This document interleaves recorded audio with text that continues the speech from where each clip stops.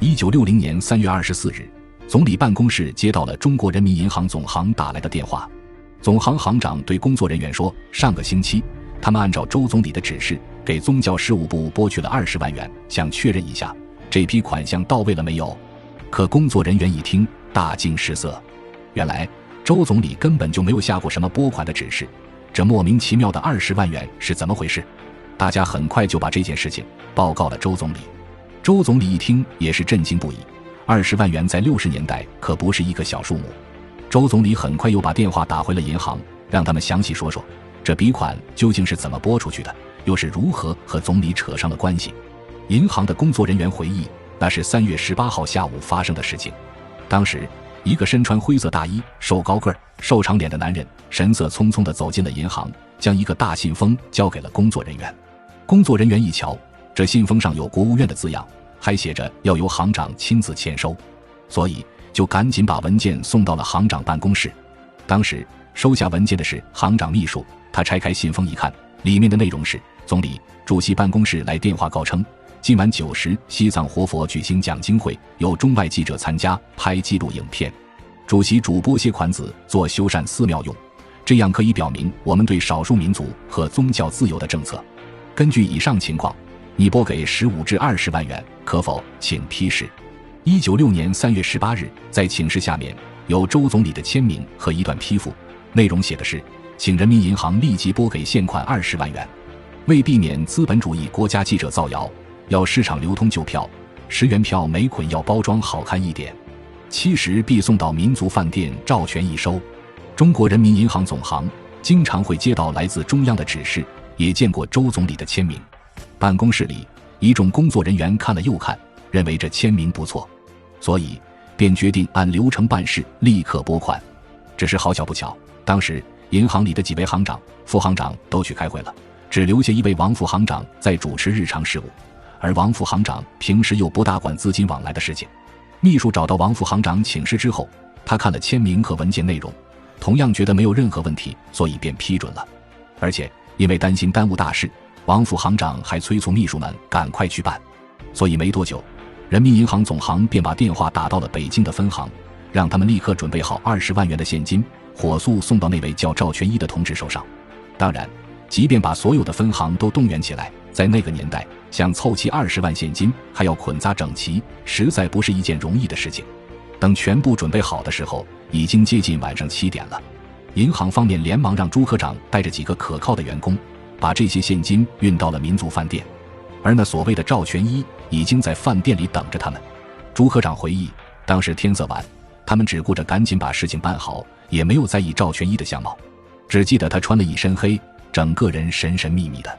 等他们来到饭店的时候，时钟已经指到7点。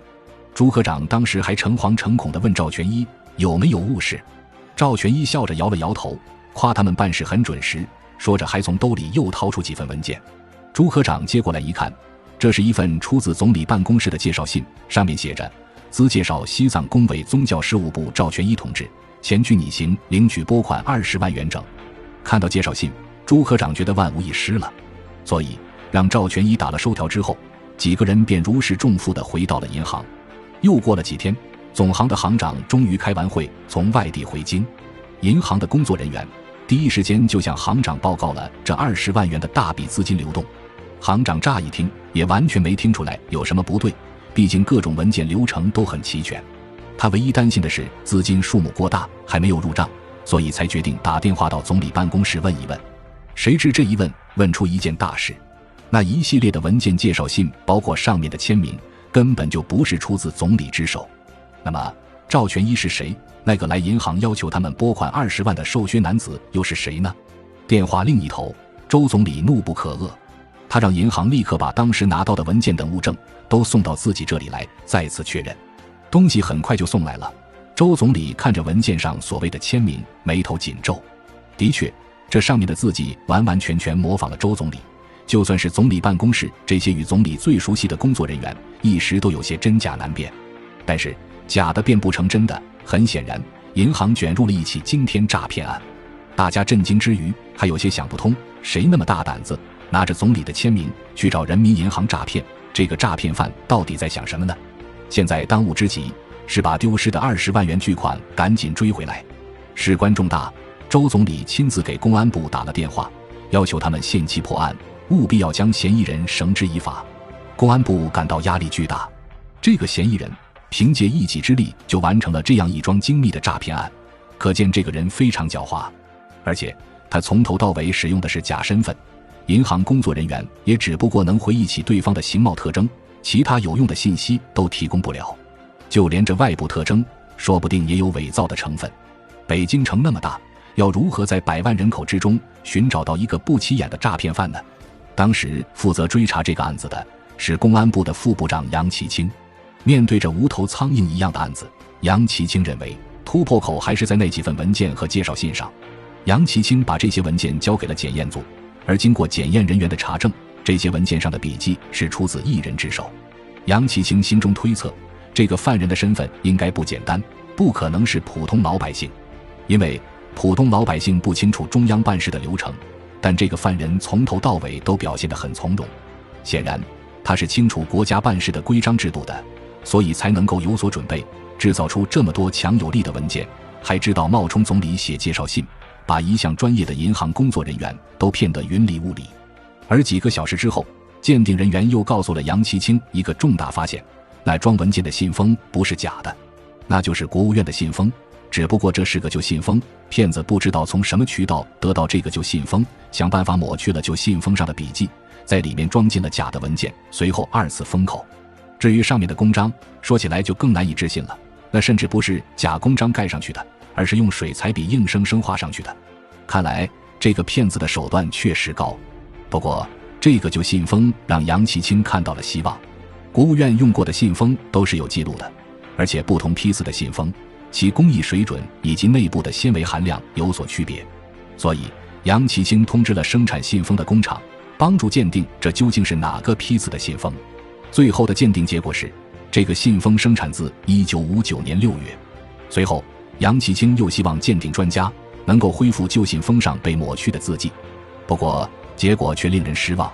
犯罪分子的手法太过精细，而当时的恢复手段又太过落后，所以专家们努力了很久，却仍然未能辨认出信封上原有的字迹，这个尝试只能作罢。杨其清又想到一个新的突破口，那就是对信封上的墨水进行鉴定。鉴定的结果是，骗子所使用的是市场上广泛流通的一种墨水，不管是国务院各级办公室还是民间的诸多办公机构都在频繁使用，所以通过墨水是很难锁定嫌疑人的。想出的几个突破口都没能见效，公安部的同志们陷入了极度的郁闷当中。不过他们并没放弃，经过众人群策群力，终于又想到一个突破口，那便是介绍信所用的纸张。那是专用的公文稿纸，普通的办公场所是不会出现的，大概率还是官方的办公室流出去的。而当时为了明确责任，细化工作，各个办公室所使用的公文稿纸看似相同，其实在颜色和花纹上有着细微的区别。杨其清立刻让公安干警出动，对比各个办公室的稿纸，看看究竟是哪个办公室流出来的。最后发现这张稿纸出自外贸部，于是4月2日，公安部秘密地通知外贸部，让他们调查一下3月18日那天人员的外出情况，同时翻出了所有外贸部工作人员的档案，追查可疑的证据。在一个人的档案中，公安干警发现了赵全一这个名字，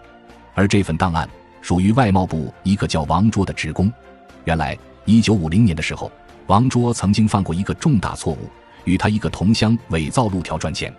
而他那个同乡当时为了掩人耳目，便化名为赵全一。后来东窗事发，王卓受到了严重处分，关于当年他和同乡伪造路条的记录也就封存在了他的档案里。那么多年过去，王卓有没有可能故技重施呢？为防打草惊蛇，公安部先询问了和王卓在同一办公室的几位工作人员，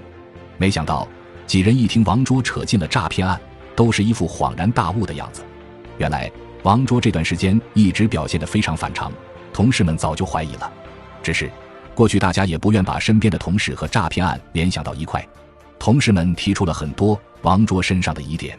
最直接的一条是3月18号那天下午他请假了，理由是带母亲去医院看病。不过后来经公安查证，医院并没有王卓母亲的就诊记录。还有诈骗案案发之后，大家曾在办公室讨论过这件事情。当时公安部通过银行工作人员的回忆画出了嫌疑犯的画像，有同事调侃王卓和嫌疑人画像有几分相似，他却生气了。最后王卓平时写的一手好字，但3月18日之后他却一直很少动笔，要么就是故意写的歪歪扭扭。问他的时候，他说是因为手臂扭伤了。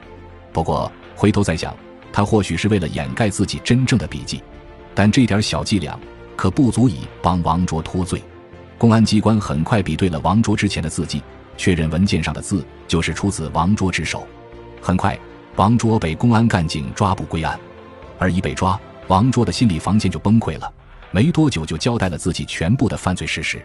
王卓犯罪的理由说白了就是贪婪2字。他过去出身于小资产阶级，一直过着优渥的生活，也受到了很好的教育，哪怕建国之后家境一时落魄，也还是比普通人强很多。同时他靠着自己不错的学识，一步步混进了外贸部。然而这个人心思不正，不满足于外贸部那点死工资，总想着赚快钱让自己享受享受。1950年的时候，他便和同乡一起策划诈骗，不过最后事情败露了。而到了1960年，随着国家一系列天灾人祸，经济形势越来越差，王卓的日子过得紧巴巴的，他就又想起了诈骗这条路。而且这一次小打小闹还满足不了他了，他决定干一票大的。所以他借着职务之便，从办公室里偷出来了旧信封和稿纸，还找到了几份周总理签过名的文件，对着那签名模仿了好长一段时间。模仿其实是王卓的长项，没过几天他就做到了以假乱真的效果。最后带着自己造出来的假货跑到银行去，先是扮作国务院工作人员骗银行汇款，随后又换了一套装束，化名为赵全一，跑到了民族饭店，等着银行把钱送到自己手中。他可能没想到，就是赵全一这个化名让他露出了狐狸尾巴。讽刺的是，犯案之后因为恐惧，这20万王卓一分都没敢花。公安机关有惊无险地帮助银行追回了这笔巨款。1960年7月28日，王卓被判处死刑，为自己的贪婪付出了沉重的代价。